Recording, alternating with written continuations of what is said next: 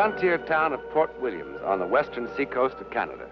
Jumping off place for the great lumber forests, the far northern gold country, and tonight, that realm where the impossible and the incredible are commonplace.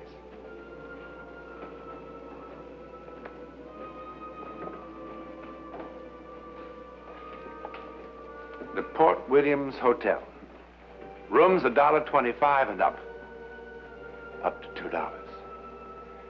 But at this stage of their lives, $2 is important money to Jean and Phillip Werris, because they've come to the end, the dismal end of a long-cherished dream.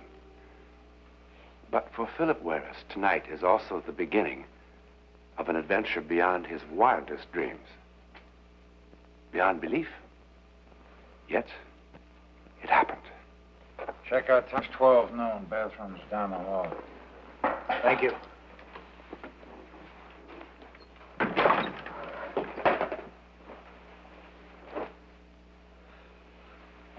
Well, we've sure come a long way, haven't we? I guess we can stand it here for one night. Yeah. Oh, Phil, not the end of the world. Anyway, what have we lost? 8 or 9 months? That's not all we lost. We lost the farm, every dime we saved. We didn't even have enough money to buy a pair of shoes or dresses. That lousy flat we lived in for 3 years. Hamburgers or spaghetti every night, month after month. You don't like my spaghetti? And I've given you nothing but a bad time ever since we've been married. We stop? Ooh, so you were a bust as a farmer. You're a darn good newspaper man. The Gazette will be very glad to have you back. You'll see. Oh, sure. All I have to do is tell them I'm coming, and they'll arrange a ticker-tape parade around Dominion Square. Why don't you go down and get the train tickets? The walk will do you good. Because I don't have the money. What? I said I don't have the money. What about the money from the farm? Well, we didn't get $3,500 the way I said. We only got 28. 22 we owed on the mortgage, and the creditors got the rest. You mean we're broke? Not even enough for a train fare? Not even enough for this room for very long. That's why you were so depressed. What are we gonna do, Phil?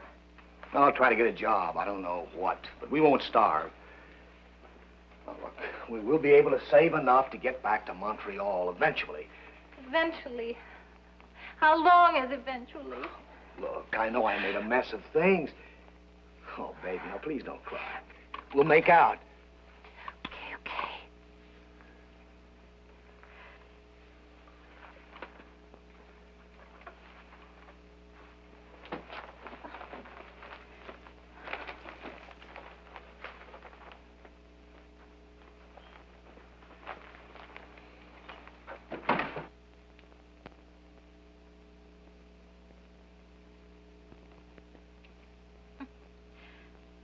Apparently the last tenant in this room had money troubles, too. He went right to the heart of the problem. The Gold Miner's Handbook.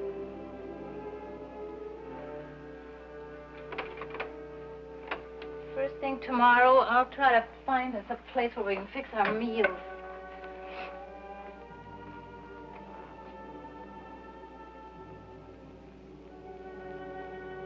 Phil? Phil? What's so fascinating? What? That book. You're staring at it as though it were a $1,000 bill. I don't know. When I saw this name written here, Larry Barton. So? I don't know. Screwy. Look, we better get finished. Go to bed. It's getting late. Phil, I'm real sorry I made that fuss. Just I wanted to...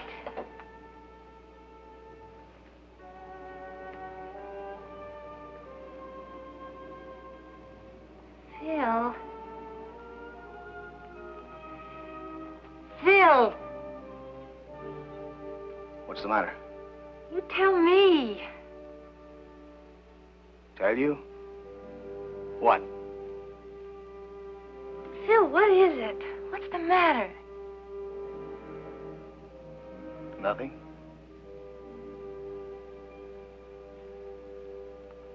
Nothing.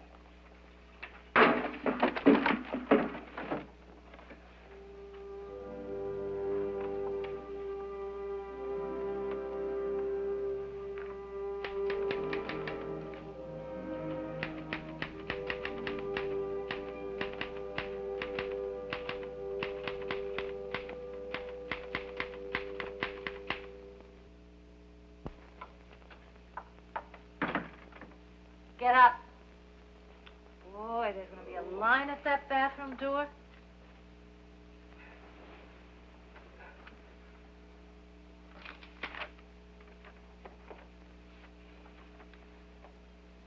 Port Williams, September 7th, 1960. Out of the gold country of the far north today came a shocking story of the corruption of the human spirit caused by the poisonous erosion of greed. Just 3 months ago, Lawrence Barton, 42, and his 38-year-old brother, Robert, took the train from Quebec to this west coast port town. After purchasing gold mining equipment and supplies here, they embarked for Skagway, and there set out on horseback for the vast country of the Canadian Yukon. The club-footed Lawrence and his younger brother... Club-foot. That's laying it on a little thick, isn't it? Maybe, but it's got a great start. Such modesty. Since when did you become a writer? I didn't write this. You didn't? Are you serious? Now, wait a minute. I mean, I do recall waking up. Yes, I woke up suddenly, thinking about that gold miner's handbook for some strange reason. And I got out of bed, and I picked it out of the wastebasket. But that's all I remember. I don't recall writing anything or even going back to bed. Boy, get into the shower and wake up.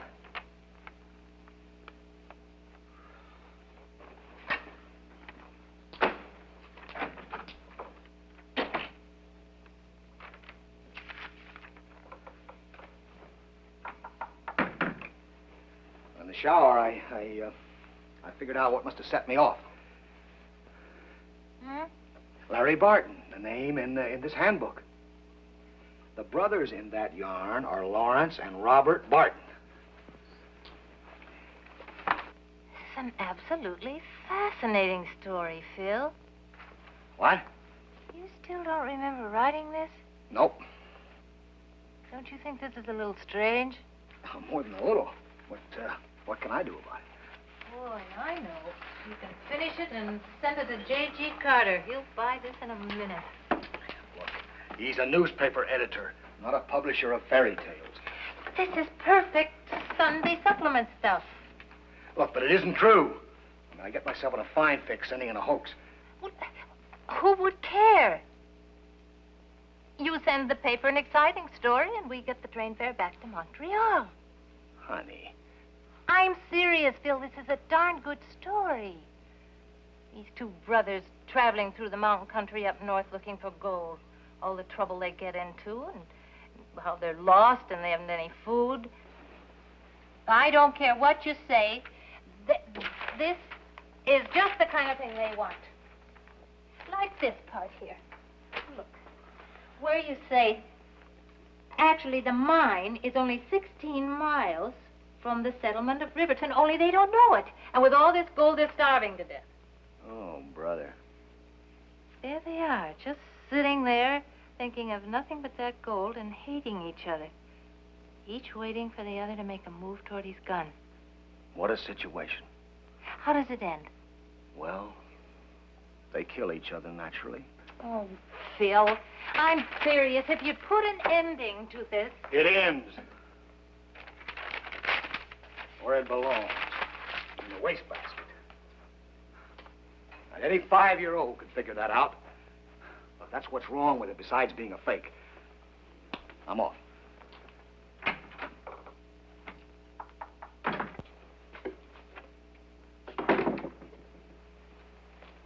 Oh, Mr. Werris, the train just came in from the east. Thanks.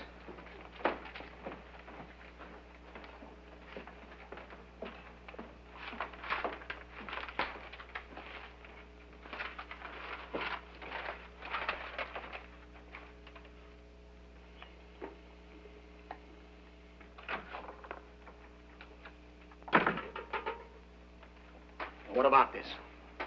Take a look. They bought it. Brothers kill each other over gold discovery by Phillip Werris. How about that check? Jan, I simply don't think... Phil, listen, I cut out every reference to that clubfoot. Read Carter's letter. Says it's a first-rate job of reporting. He doesn't even object to the ending. Keep reading. A follow-up story? Yes. They've already sent a man to Quebec to dig up background material on the Barton family. What do they think about the brothers who killed each other? And what about the mine? Who gets it? Don't you see the wonderful possibilities of exploiting this story? And they'll want pictures, too. Of the mine, of the bodies, of me. Oh, you're making a celebrity out of me. Do you know that? A fraud. Well, the least that'll happen, I'll never work for another newspaper as long as I live. Sorry, I just didn't think of all those things. I'll say you didn't think. But I just wanted us to have enough money so I could get to a decent hospital. Hospital? Jan, why didn't you tell me? Hospital? Whatever possessed you to go...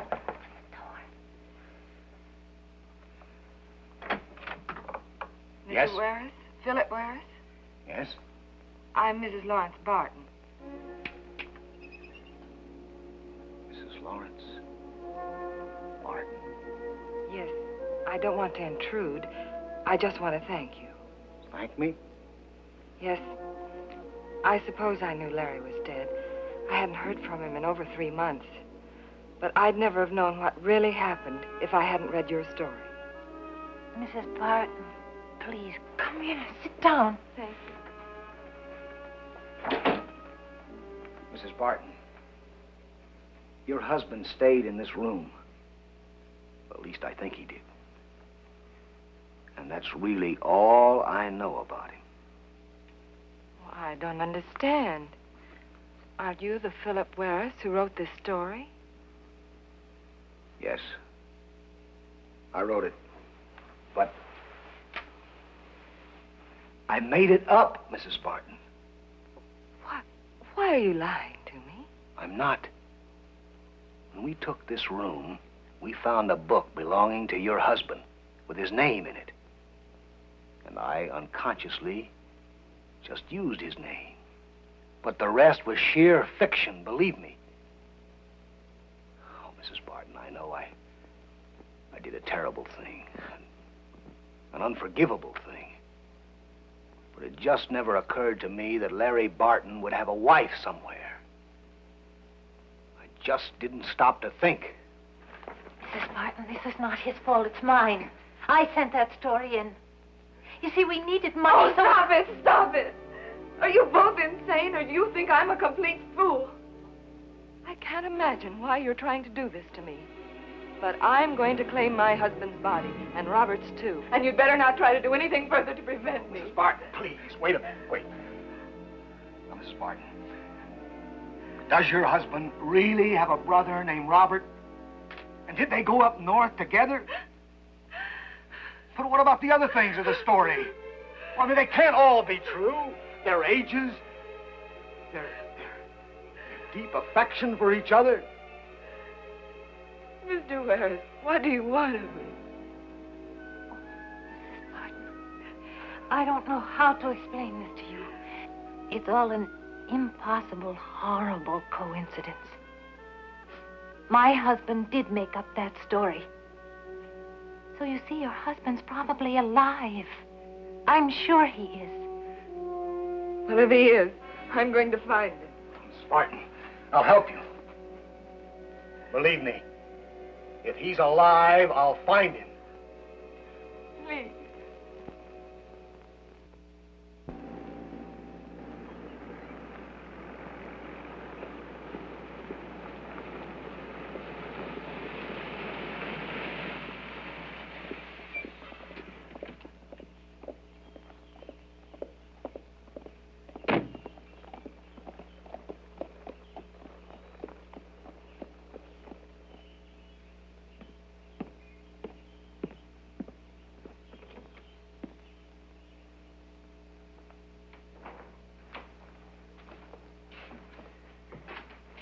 I do. Oh, hello. Say, I wonder if you could help me. I'm looking for two men, brothers. Their name's Barton. Never heard of them. What do they do? Well, they're supposed to be up in this country prospecting for gold. It's a mighty big country.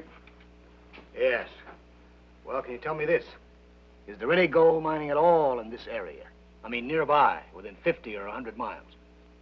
Never heard of any gold being found in this area. Well, is there someone who knows for certain? I'm also the government claims officer. Any gold found, the claim's got to be recorded with me or it don't belong to the finder. I see. You know this country pretty well? Been parking my feet on that there pot-bellied stove for the past 8 years. I wonder if you'd be familiar with this at all.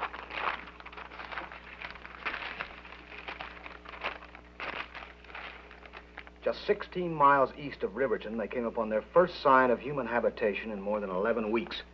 A miner's cabin on the south shore of a small heart-shaped lake. But there was no one in the cabin. They forded the shallow water and came upon a small one-man mine. Inside, they found the miner. He had been dead for weeks, victim of a rock slide when one of his shoring timbers broke loose. Yeah, there is a little heart-shaped lake out that way. There is? Yeah, just about 16 miles east of here, too. I haven't been up there in a couple of years, but I don't think you'd find a cabin or a mine or not to mention a miner. I don't want to be mining anyway.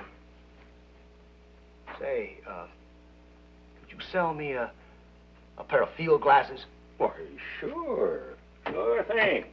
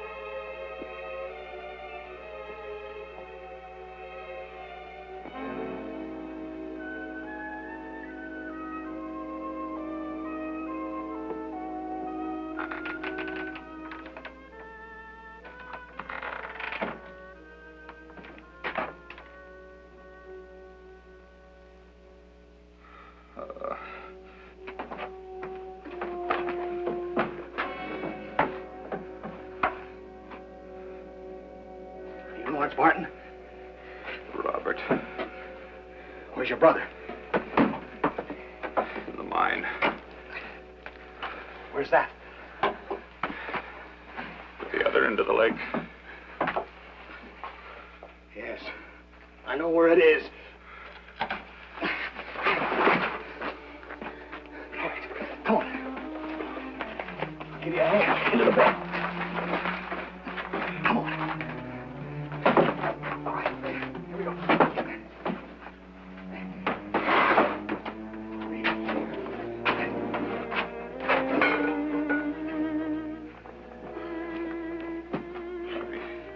Be careful, he'll shoot. Careful.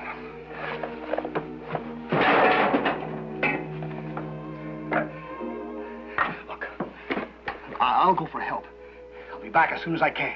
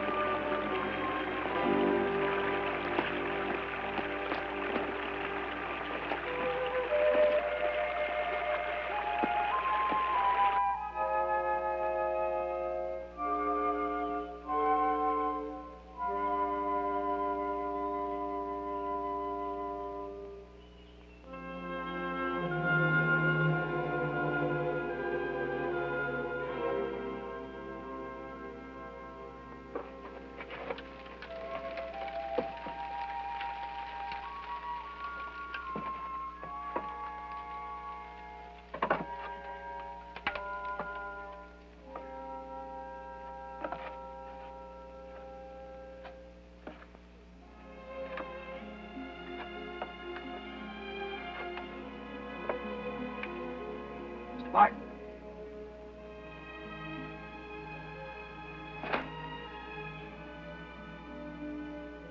Mr. Barton. Mr. Barton, your wife is very worried about you. Mr. Barton, I'm not going to hurt you.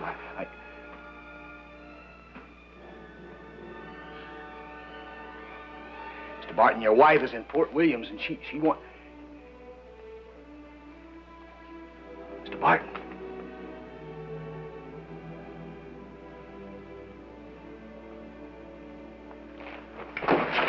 Mr. Barton.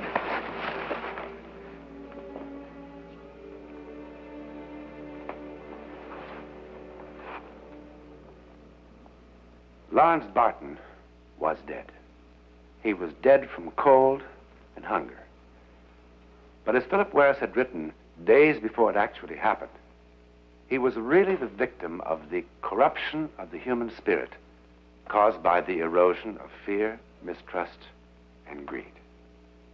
The story that he had typed that night in some sort of psychic seizure turned out to be true. Only the ending proved to be inaccurate. He couldn't get that part from the mind of Lawrence Barton because it hadn't yet happened. What do you call this sort of fantastic occurrence? Well, it's sometimes almost impossible to label things accurately, particularly when we know so little about what we're trying to label. However, the scientists who study psychic phenomena have devised 14 separate categories, or 14 labels.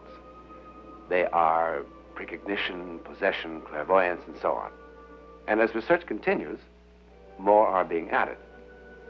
Is the story you've just seen, then, telepathy, or psychometry, or perhaps both? Or perhaps both and more? No one can say yet for certain. All that we can say for certain is that the story you've just seen is not fiction. It happened.